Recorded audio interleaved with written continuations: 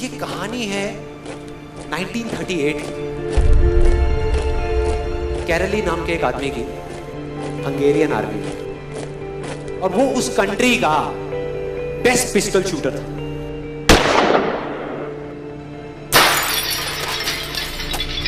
जितनी भी national championships हुई थी उस कंट्री में, उसको वो जीत चुका था।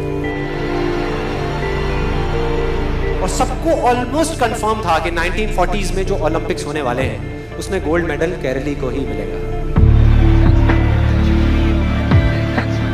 और उसने सालों से ट्रेनिंग करी थी। उसका एक ही सपना था, एक ही फोकस था कि मुझे अपने इस हाथ को दुनिया का बेस्ट शूटिंग हैंड बनाना है, बेस्ट बनाना है, बेस्ट बनाना है। और वो कामयाब हो गया, उसने बना लिया बेस्ट शूटिंग हैंड। सिर्फ 2 साल का फर्क था।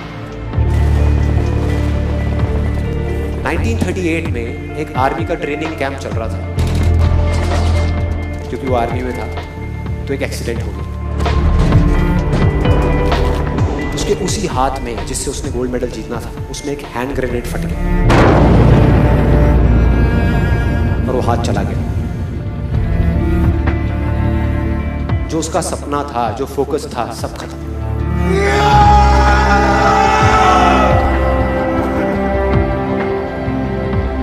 उसके पास 2 रास्ते थे। एक तो ये कि वो बाकी की पूरी जिंदगी रोता रहे और कहीं जा करके छुप जाए,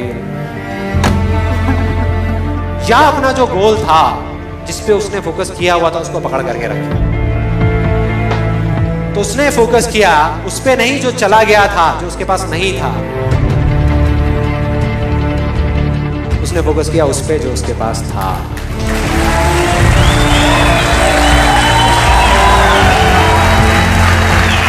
जो उसके पास था, और क्या था उसके पास में? एक लेफ्ट हैंड, एक ऐसा हाथ जिससे वो लिख तक नहीं सकता था। 1 महीने तक उसका हॉस्पिटल में इलाज चला इस हाथ के लिए, और सही 1 महीने बाद अपनी ट्रेनिंग शुरू करती इस हाथ के लिए।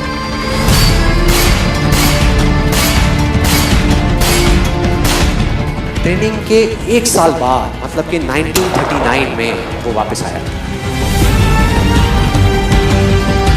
नेशनल चैंपियनशिप्स हो रही थी वहीं पे हंगरी में, और बाकी भी बहुत सारे पिस्टल शूटर्स थे वहां पे।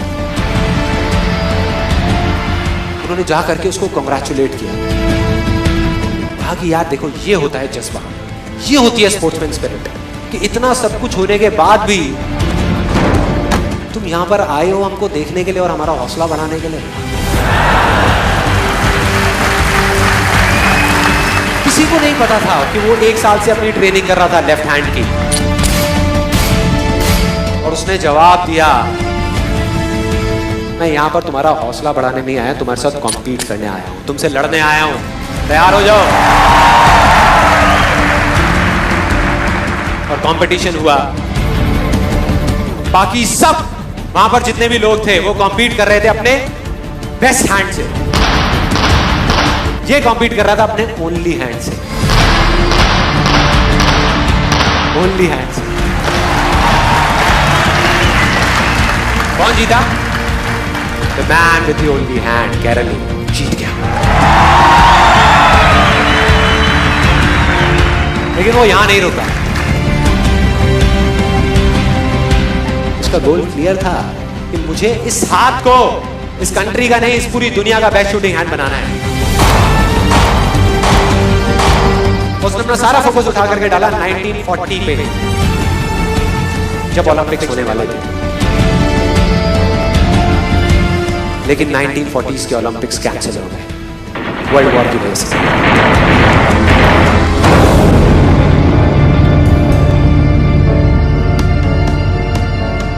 उसने अपना सारा फोकस उठा करके कहां डाल दिया? 1944 में जो ओलंपिक्स होने वाले थे उसके ऊपर।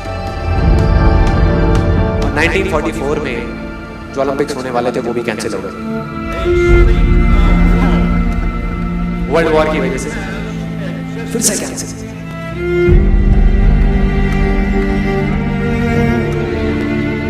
उसने अपना सारा फोकस उठा करके डाल दिया 1948 के ओलंपिक्स में। 1938 में उसकी एज थी 28 साल। 1948 में उसकी एज हो चुकी थी 38 इयर्स। और जो यंगर जो प्लेयर्स आते हैं निकल करके, उनसे कॉम्पीट करना मुश्किल होता चला जाता है। लेकिन मुश्किल नाम का ये वर्ड था ही नहीं उसकी डिक्शनरी में।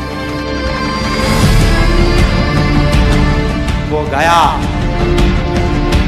पूरे वर्ल्ड के बेस्ट शूटर्स आए हुए थे जो अपने बेस्ट हैंड से कॉम्पीट कर रहे थे, और ये अपने ओनली हैंड से कॉम्पीट कर रहा था। और कौन जीता? The man with the only hand.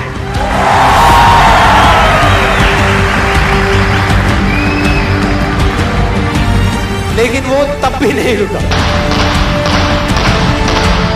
1952 Olympics, दोबारा कॉम्पीट किया उसने, और इस बार गोल्ड मेडल कौन जीता? गैरल ली। 4 साल बाद दोबारा से, और पूरी की पूरी हिस्ट्री को बदल करके रख दिया ओलंपिक्स ने। इस पर्टिकुलर कंपटीशन में उससे पहले किसी भी एथलीट ने लगातार 2 गोल्ड मेडल्स नहीं जीते।